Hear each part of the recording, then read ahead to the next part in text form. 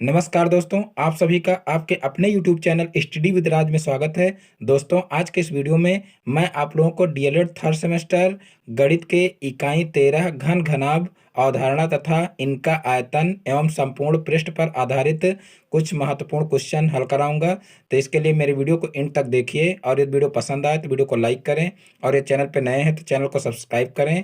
मैं एक खास बात आप लोगों को और बताना चाहूँगा कि इससे पहले भी मैं इकाई 12 तक के वीडियो चैनल पर अपलोड कर चुका हूं। तो जो लोग अभी तक मेरे वीडियो ना देखे हों तो डीएलएड थर्ड सेमेस्टर मैथ के प्लेलिस्ट का लिंक वीडियो के नीचे डिस्क्रिप्शन में दिया गया है, तो वहां से आप लोग मेरे वो वीडियो भी देख सकते हैं। तो चलिए आज का वीडियो शुरू करते हैं।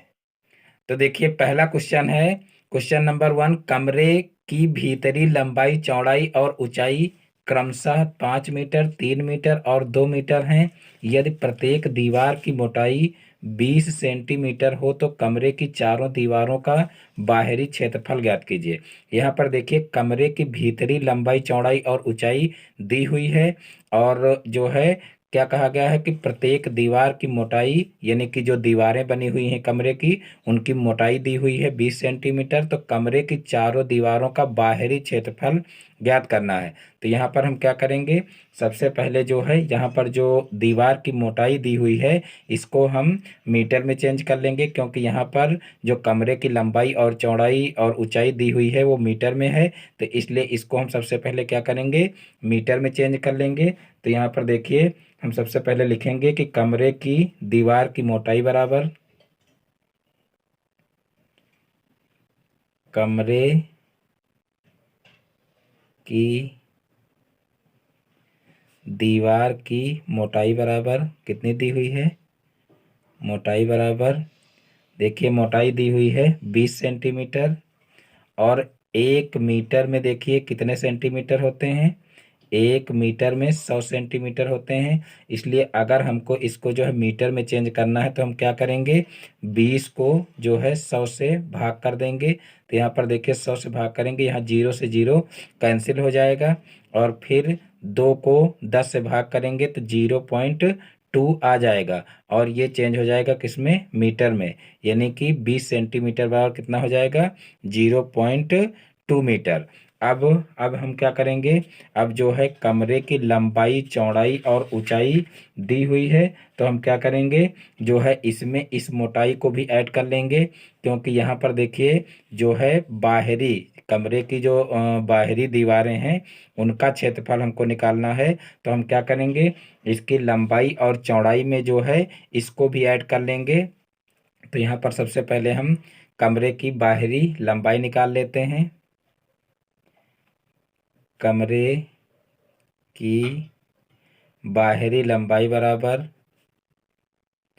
तो देखिए कमरे की बाहरी लंबाई कितनी हो जाएगी, देखिए लंबाई यहाँ पर 5 मीटर दी हुई है तो 5 मीटर ये तो रहेगा ही, और साथ में देखिए इतनी जो है मोटाई जो है दीवार की दी गई है। तो यहाँ पर हम क्या करेंगे, जो है यहाँ पर जैसे मान लीजिए कमरा इस तरीके से बना हुआ है, यहाँ पर मान लीजिए देखिए इस तरीके से कमरा बना हुआ है। तो यहाँ पर जो है इस तरीके से मान लीजिए कमरा बना हुआ है।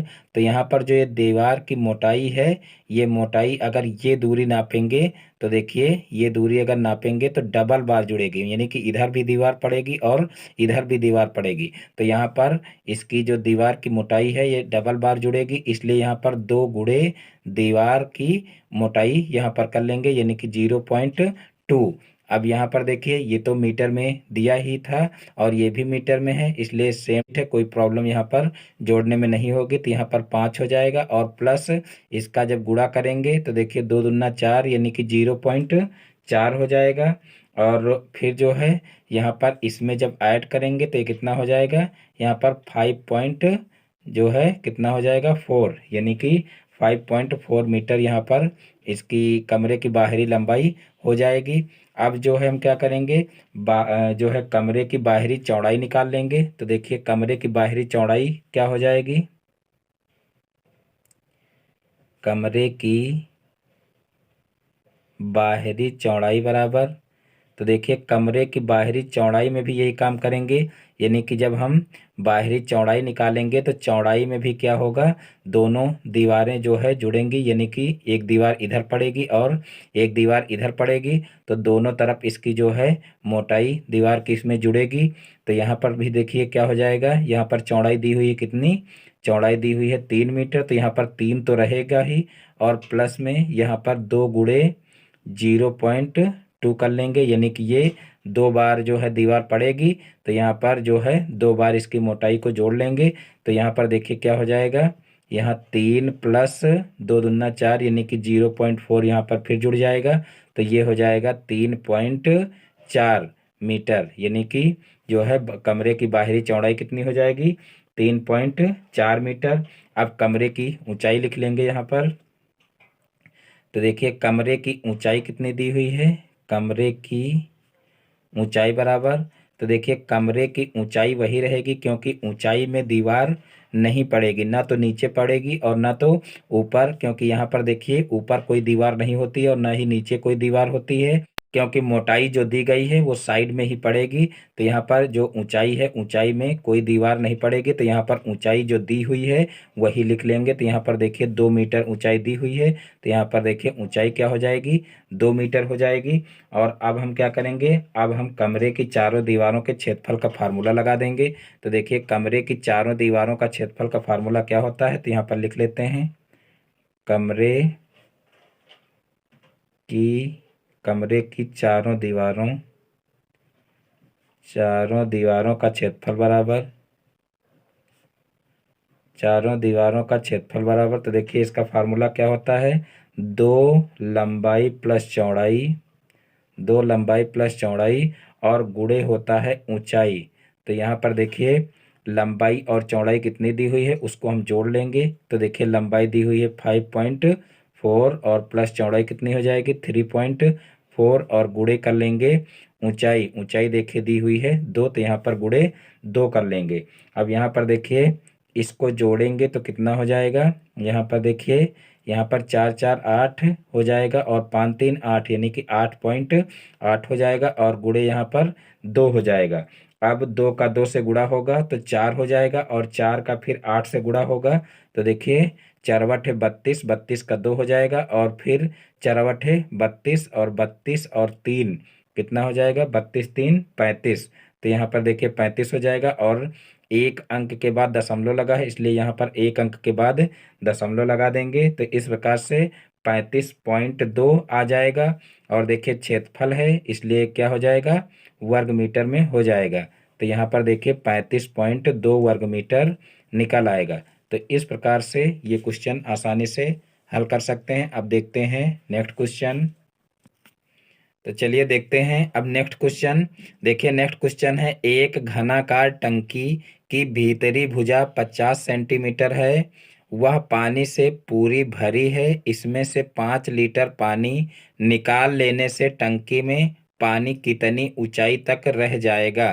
तो देखिए इस क्वेश्चन को कैसे करेंगे, एक घनाकार टंकी की भीतरी भुजा दी हुई है 50 सेंटीमीटर और वह पानी से पूरी भरी है, यानी कि टंकी कुछ इस तरीके की होगी। देख लीजिए घनाकार दिया गया है तो यहाँ पर घन इस तरीके से बना लेंगे। देखिए यहाँ पर मान लीजिए ये घनाकार टंकी है और ये पानी से पूरी क्या है, भरी हुई है, और इसमें से अगर 5 लीटर पानी निकाल लिया जाए तो टंकी में पानी की कितनी ऊंचाई रह जाएगी, ये हमको निकालना है। तो ये मान लीजिए जो है टंकी की भीतरी भुजा कितनी दी हुई है, 50 सेंटीमीटर, यानी कि जो ये बीच का पोर्शन है ये कितना दिया हुआ है, 50 सेंटीमीटर दिया हुआ है, और घनाकार है तो इसकी सभी कोरें अंदर की जो होंगी वो क्या होंगी, 50 सेंटीमीटर की ही होंगी। अब इसमें से अगर 5 लीटर पानी निकाल लिया जाए, यानी कि अगर फुल टंकी ये भरी हो और 5 लीटर पानी निकाल लिया जाए तो टंकी में पानी जो है वो कितनी ऊंचाई तक रह जाएगा, ये हमको निकालना है। तो सबसे पहले हम क्या करेंगे कि घनाकार टंकी का आयतन निकाल लेंगे।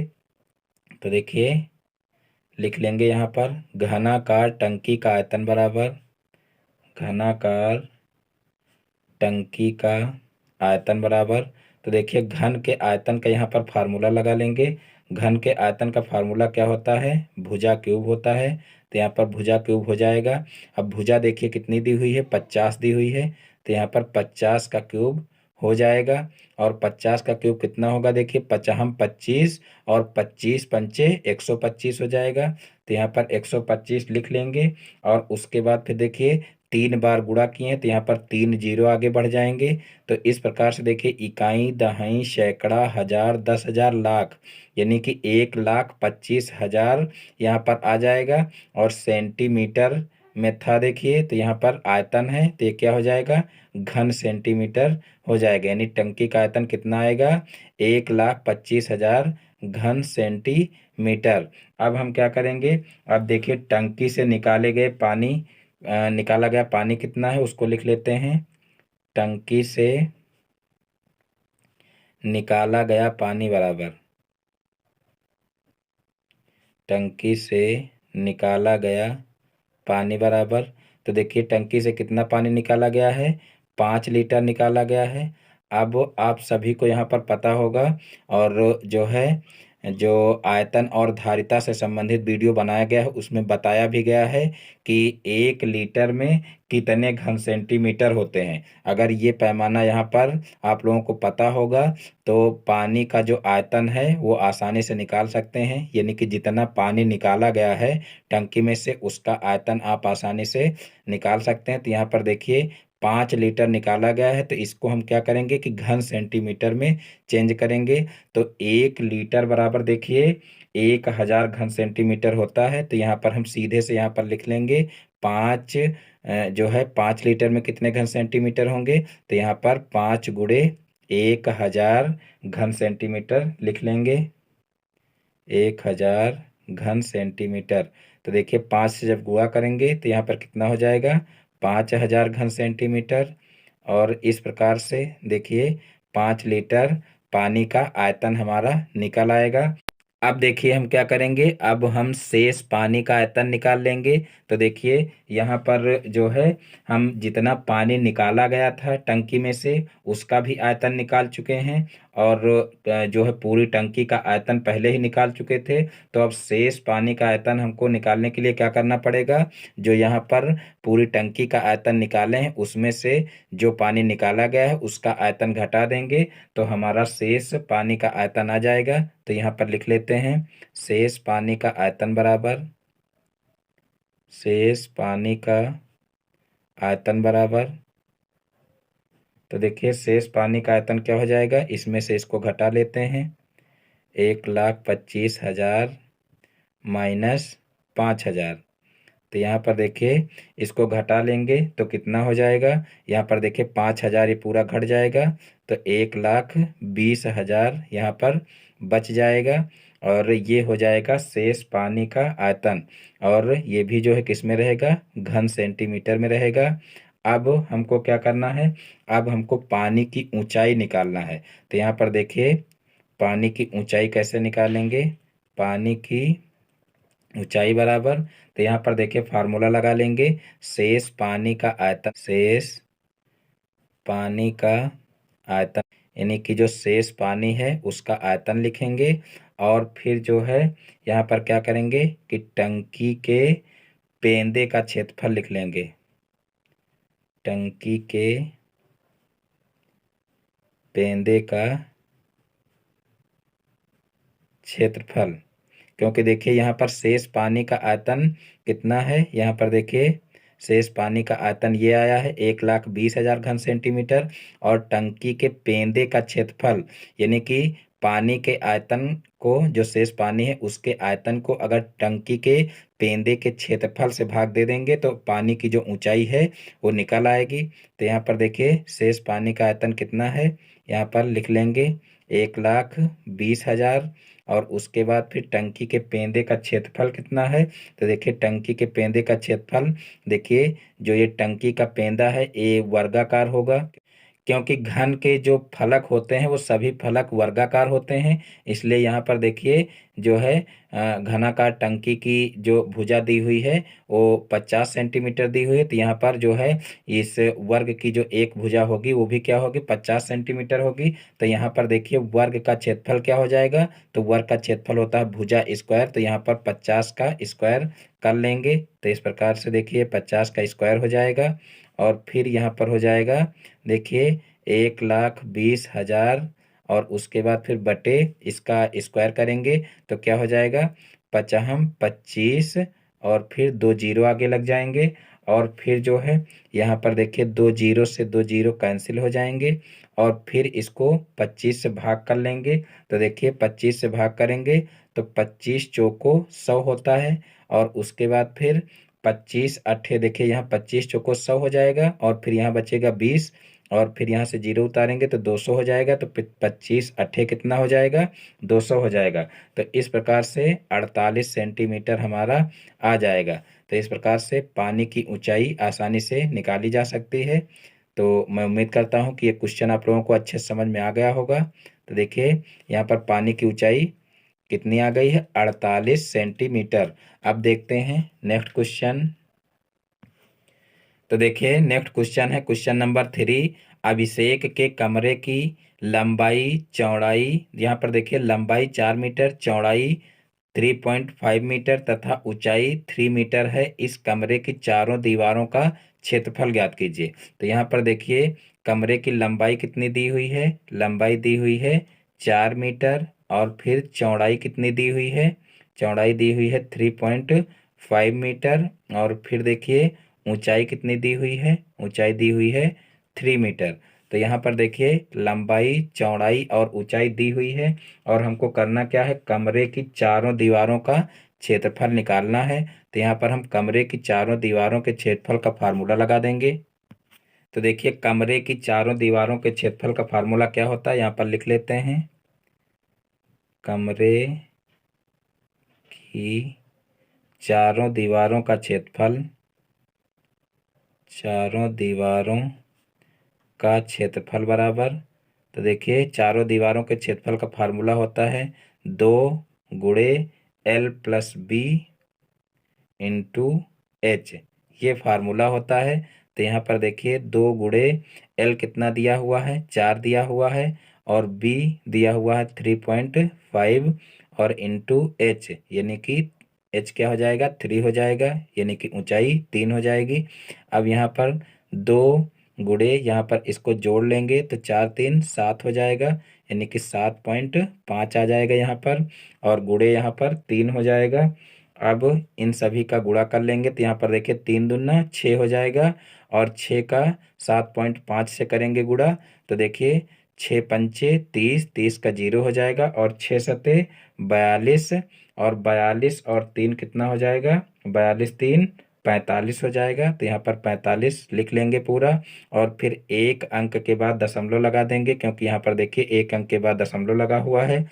तो यहाँ पर इस जगह पर दशमलव लग जाएगा यानी कि यहाँ पर 45 मीटर आ जाएगा। और देखिए क्षेत्रफल है इसलिए क्या करेंगे, मीटर स्क्वायर लगा देंगे यानी कि चारों दीवारों का क्षेत्रफल कितना आ जाएगा, 45 वर्ग मीटर आ जाएगा। तो इस प्रकार से यही हमारा आंसर हो जाएगा। ये भी क्वेश्चन आप लोगों को अच्छे से समझ में आ गया होगा। अब देखते हैं नेक्स्ट क्वेश्चन।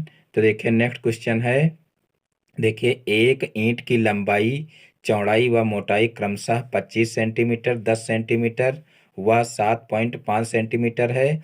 एक 5 मीटर लंबी, 3.5 मीटर ऊंची व 33 सेंटीमीटर मोटी दीवार बनाने में कितनी ईंटें लगेंगी। एक ईंट की लंबाई कितनी दी हुई है, एक ईंट की लंबाई चौड़ाई और मोटाई क्रमशः दी हुई 25 सेंटीमीटर, 10 सेंटीमीटर व 7.5 सेंटीमीटर और एक 5 मीटर लंबी, 3.5 मीटर ऊंची व 33 सेंटीमीटर मोटी दीवार बनाने में कितनी ईंटें लगेंगी, ये क्वेश्चन है। तो देखिए इसको कैसे करेंगे। तो देखिए यहाँ पर सबसे पहले हम ईंट का जो है आयतन निकाल लेंगे। यहाँ पर देखिए ईंट की लंबाई जो है कितनी दी हुई है, ईंट की लंबाई, ईंट की लंबाई देखिए दी हुई है कितनी, यहाँ पर 25 सेंटीमीटर। और फिर देखिए चौड़ाई कितनी दी हुई है, चौड़ाई दी हुई है 10 सेंटीमीटर। और फिर ऊंचाई कितनी दी हुई है, या कह लीजिए मोटाई कितनी दी हुई है। तो मोटाई देखिए यानी कि ऊंचाई इसकी दी गई है जो है 7.5 सेंटीमीटर। और अब हम क्या करेंगे, इसका आयतन निकाल लेंगे। देखिए सभी यहाँ पर जो दूरियां हैं, या कह लीजिए सभी नापे जो है वो सेंटीमीटर में ही दी गई हैं। तो यहाँ पर हम क्या करेंगे, अब ईंट का आयतन निकाल लेंगे। ईंट का आयतन बराबर, तो देखिए ईंट का आयतन क्या हो जाएगा, लंबाई गुणे चौड़ाई गुणे ऊंचाई। क्योंकि यहाँ पर ये देखिए ईंट जो होती है वो घनाभाकार होती है, तो यहाँ पर घनाभ के आयतन का फार्मूला लग जाएगा। ईंट का आयतन बराबर लंबाई गुणे चौड़ाई गुणे ऊंचाई। और फिर यहाँ पर देखिए लंबाई 25 दी हुई है तो लिख लेंगे, और चौड़ाई 10 दी हुई है इसको भी लिख लेंगे, और फिर ऊंचाई दी हुई है 7.5 सेंटीमीटर, तो इसको भी लिख लेंगे। अब यहाँ पर देखिए इनका आपस में गुणा कर लेंगे। देखिए यहाँ पर गुणा ना करके इनको ऐसे ही लिखा रहने देंगे तब भी कोई प्रॉब्लम नहीं है, क्योंकि जो है अभी भाग ही करना है। तो यहाँ पर देखिए संख्याएं और आसान रहेंगी, अलग अलग रहेंगी तो भाग करने में आसानी रहेगी, इसलिए हम यहाँ जो है गुणा करके ना लिखें तब भी ठीक है। तो यहाँ पर अब हम क्या करेंगे, अब जो है हम दीवार की जो लंबाई चौड़ाई है उसको जो है एक ही यूनिट में चेंज कर लेंगे, क्योंकि यहाँ पर देखिए मीटर में दिया हुआ है। देखिए यहाँ पर एक 5 मीटर लंबी, 3.5 मीटर जो है ऊंची व 33 सेंटीमीटर मोटी दीवार बनाने में कितनी ईंटें लगेंगी। तो यहाँ पर देखिए जो है इसकी लंबाई दीवार की कितनी दी है, यहाँ पर लिख लेंगे। दीवार की लंबाई बराबर दी हुई है 5 मीटर, तो इसको हम जो है क्या करेंगे, इसको हम सेंटीमीटर में कन्वर्ट कर लेंगे। तो 1 मीटर बराबर 100 सेंटीमीटर होते हैं, तो यहाँ पर 5 गुणे 100 कर लेंगे तो ये सेंटीमीटर में चेंज हो जाएगी लंबाई। तो यहाँ पर कितना हो जाएगा, 500 सेंटीमीटर हो जाएगा। और फिर जो है क्या करेंगे, अब इसकी जो है ऊंचाई लिख लेंगे। ऊंचाई देखिए कितनी दी हुई है, तो ऊंचाई दी हुई है देखिए 3.5 सेंटीमीटर। तो दीवार की ऊंचाई बराबर, ऊंचाई बराबर दी हुई है 3 मीटर, 3 मीटर सॉरी 3.5 मीटर दी हुई है, तो यहाँ पर 3.5 लिख लेंगे, 3.5 मीटर। तो देखिए यहाँ पर 3.5 गुणे 100 सेंटीमीटर हो जाएगा। तो यहाँ पर 100 से इसका गुणा कर लेंगे, तो देखिए कितना हो जाएगा, यहाँ पर 100 से गुणा करेंगे तो दशमलव ये 2 अंक दाहिनी तरफ खिसक जाएगा, यानी कि 350 हो जाएगा। तो यहाँ पर देखिए 350 सेंटीमीटर इसकी ऊंचाई हो जाएगी। और उसके बाद फिर देखिए मोटाई कितनी दी हुई है, तो यहाँ पर दीवार की मोटाई लिख लेंगे। मोटाई बराबर, तो देखिए मोटाई दी हुई है इसकी 33 सेंटीमीटर, तो इसको हम कन्वर्ट नहीं करेंगे क्योंकि ये ऑलरेडी सेंटीमीटर में दी हुई है। अब हम क्या करेंगे, अब दीवार का आयतन निकाल लेंगे। तो यहाँ पर देखिए दीवार का आयतन क्या होगा, दीवार का आयतन बराबर, तो देखिए दीवार का आयतन हो जाएगा लंबाई गुणे चौड़ाई गुणे ऊंचाई। तो यहाँ पर देखिए लंबाई कितनी दी हुई है, लंबाई दी हुई है 500, और गुणे चौड़ाई कितनी दी हुई है 33 दी हुई है, और ऊंचाई कितनी दी हुई है 350 दी हुई है। तो इन सभी का गुणा कर लेंगे। तो देखिए हमको अभी भाग ही करना है, तो यहाँ पर इसको भी अभी गुणा नहीं करेंगे, यानी कि इसको ऐसे ही लिखा रहने देंगे। अब हमको क्या करना है, अब हमको ईंटों की संख्या निकालनी है। तो यहाँ पर देखिए ईंटों की संख्या कैसे निकलेगी, तो देखिए दीवार का जो आयतन आया है उसको जो है ईंटों का जो आयतन निकाले थे, एक ईंट का जो आयतन निकाले थे उससे अगर हम भाग कर दें तो जो है ईंटों की संख्या निकल आएगी। तो यहाँ पर हम नीचे लिख लेते हैं कि ईंटों की संख्या बराबर, ईंटों की संख्या बराबर, ईंटों की संख्या बराबर, तो देखिए यहाँ पर लिख लेंगे दीवार का आयतन बराबर, दीवार का आयतन बटे दीवार का आयतन बटे यहाँ पर हो जाएगा क्या, 1 ईंट का आयतन, 1 ईंट का आयतन। तो देखिए अब नीचे लिख लेंगे दीवार का आयतन जितना आया है यहाँ पर उसको लिख लेंगे। यहाँ पर देखिए आया है 500 गुणे 33 गुणे 350 और बटे हो जाएगा 1 ईंट का आयतन। तो देखिए 1 ईंट का आयतन कितना आया है, 25 गुणे 10 गुणे 7.5। अब यहाँ पर देखिए इन सभी को सरल कर लेंगे। तो यहाँ पर देखिए इस जीरो से ये जीरो कैंसिल हो जाएगा और फिर यहाँ पर देखिए 25 दूना 50 हो जाएगा और फिर आगे जीरो बढ़ जाएगा और फिर यहाँ पर देखिए 35 दूना 70 होता है, यहाँ पर ये नहीं कटेगा। यहाँ पर देखिए और किसी दूसरी संख्या से काट लेते हैं। यहाँ पर देखिए एक स्टेप हम और बढ़ा लेंगे, स्पष्ट रूप से इसको लिख लें, उसके बाद इसको सरल कर लेते हैं। यहाँ पर देखिए 35 दूना 70 यानी कि 750 हो जाएगा। सारी यहाँ पर 35 दूना 70 होगा और एक जीरो बढ़ेगा तो यहाँ पर पूरा पूरा 700 होगा। यहाँ पर 700 हो जाएगा और गुणे 33 हो जाएगा और बटे में कितना बचा है, यहाँ पर 7.5 बचा हुआ है।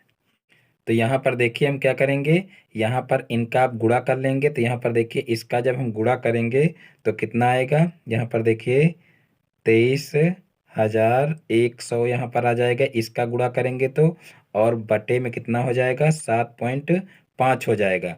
अब चाहें तो यहाँ से दशमलव हटा सकते हैं तो ऊपर एक जीरो बढ़ जाएगा और फिर जो है इसका जब भाग करेंगे तो भाग करने पर देखिए यहाँ पर 30/80 आ जाएगा। आप लोग करके देख सकते हैं, मैंने पहले ही इसको कर रखा है। तो यहाँ पर देखिए 30/80 हमारा आंसर आ जाएगा। देखिए ईंटों की संख्या है इसलिए यहाँ पर 30/80 ही लिखेंगे, इसके आगे कोई यूनिट नहीं लिखना है। तो यहाँ पर देखिए ईंटों की संख्या कितनी आ जाएगी, 3080। तो इस प्रकार से ये क्वेश्चन भी आसानी से हल हो जाएगा।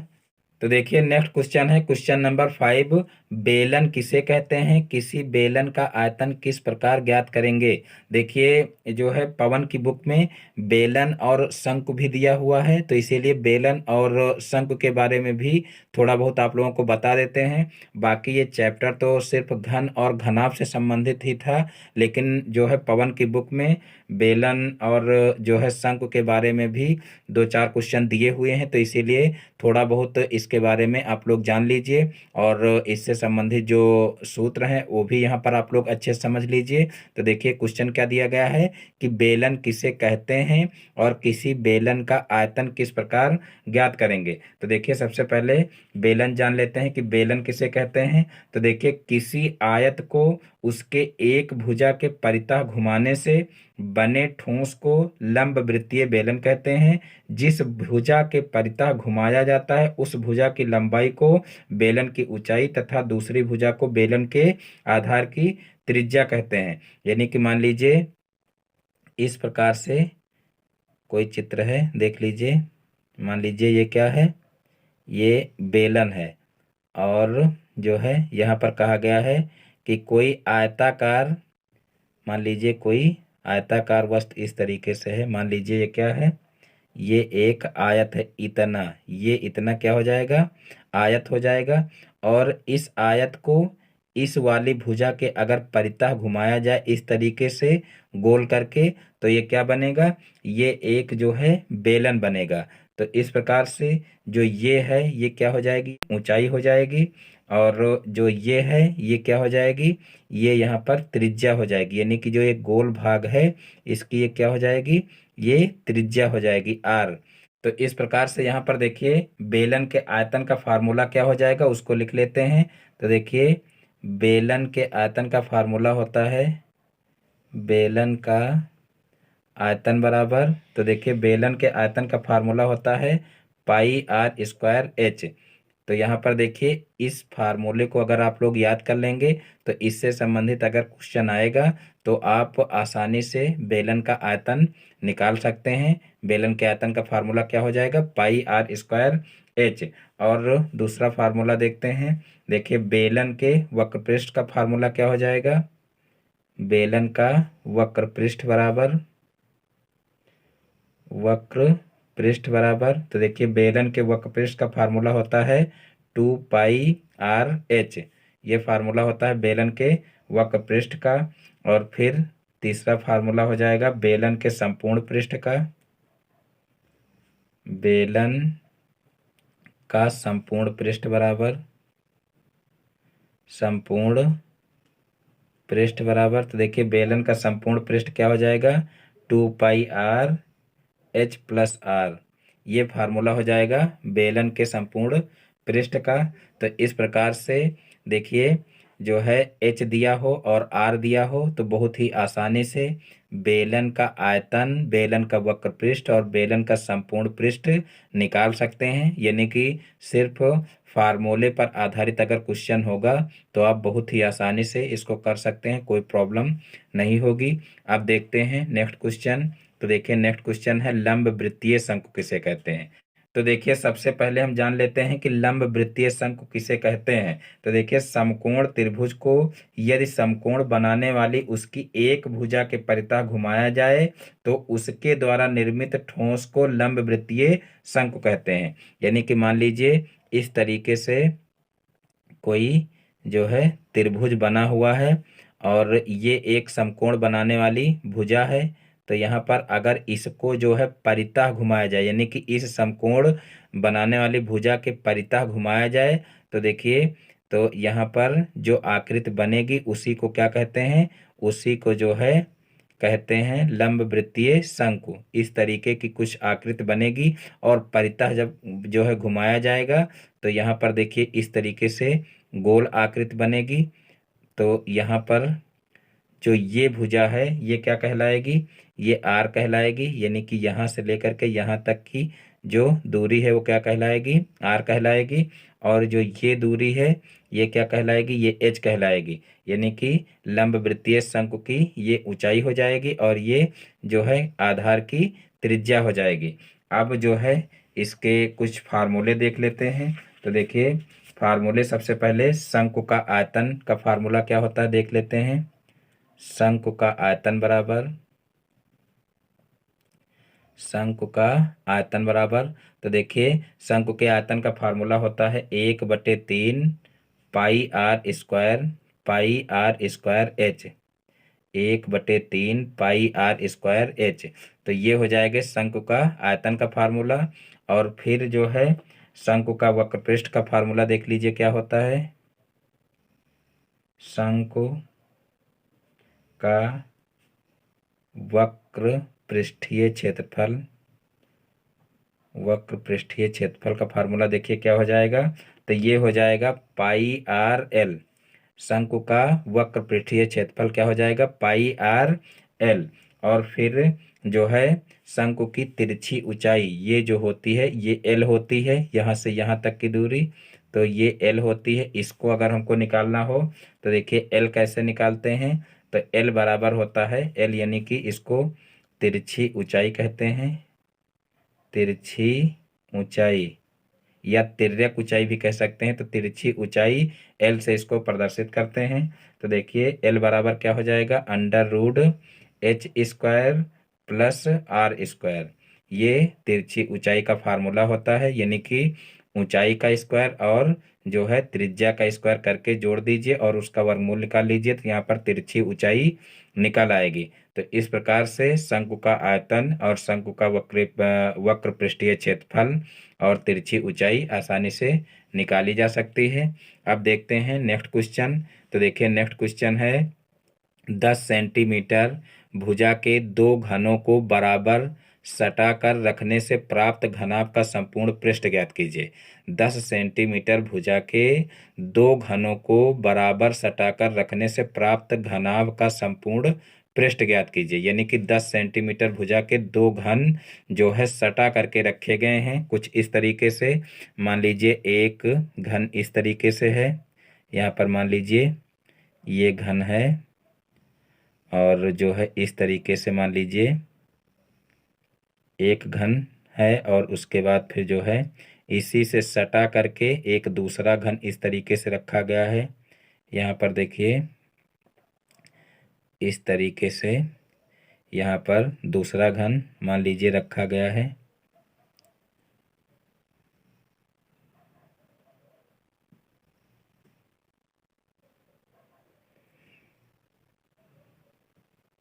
इस तरीके से मान लीजिए दो घन सटा करके रखे गए हैं। तो देखिए यहाँ पर कहा गया है कि 10 सेंटीमीटर भुजा के दो घनों को बराबर सटा के रखने से प्राप्त घनाभ का संपूर्ण पृष्ठ ज्ञात कीजिए। तो देखिए इसकी ये भुजा जो है वो 10 सेंटीमीटर की है, और ये भी 10 सेंटीमीटर की है, और ये भी 10 सेंटीमीटर की है, और ये भी 10 सेंटीमीटर की है, और ये 10 की है, और ये 10 की है। लेकिन अब जो ये पूरा घनाभ बनेगा, ये घनाभ की जो लंबाई है वो कितनी हो जाएगी? लंबाई हो जाएगी 20, और इसकी जो चौड़ाई है वो कितनी हो जाएगी? 10 हो जाएगी। और जो ऊंचाई, देखिए चौड़ाई ये है तो ये कितनी हो जाएगी? ये 10 हो जाएगी। और जो ये ऊंचाई है ये भी क्या रहेगी? ये भी 10 रहेगी, क्योंकि चौड़ाई और जो ऊंचाई है वो जो है कम ज़्यादा नहीं होगी, सिर्फ इसकी जो लंबाई है ये बढ़ जाएगी। तो यहाँ पर हम अलग अलग सबसे पहले लिख लेते हैं कि घनाभ की, देखिए यहाँ पर सबसे पहले हम घन की एक कोर लिख लेते हैं, या घन की एक भुजा बराबर कितनी है? एक भुजा बराबर 10 सेंटीमीटर। और फिर यहाँ पर लिखेंगे दो घनों से बने घनाभ घनाभ की लंबाई बराबर कितनी हो जाएगी?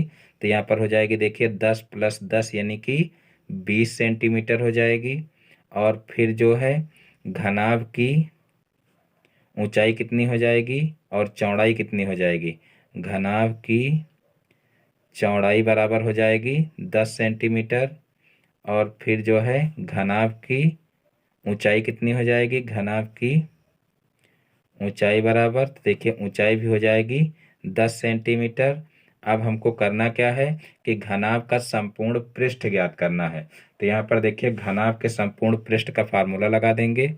तो यहाँ पर लिख लेते हैं घनाभ का संपूर्ण पृष्ठ बराबर, घनाभ का संपूर्ण पृष्ठ बराबर, तो देखिए संपूर्ण पृष्ठ का फार्मूला होता है 2L × B plus B × H plus H × L, ये फार्मूला होता है। तो यहाँ पर ये फार्मूला लगा देंगे। यहाँ पर देखिए 2 × L लंबाई दी हुई है 20, फिर चौड़ाई दी हुई है 10, और फिर प्लस यहाँ पर देखिए B यानी कि चौड़ाई दी हुई है 10, और ऊंचाई भी दी हुई है 10, और फिर यहाँ पर देखिए प्लस है, और फिर यहाँ पर ऊंचाई जो है 10 दी हुई है और लंबाई दी हुई है 20। तो यहाँ पर ये मान रख लेंगे और फिर इनका गुणा कर लेंगे।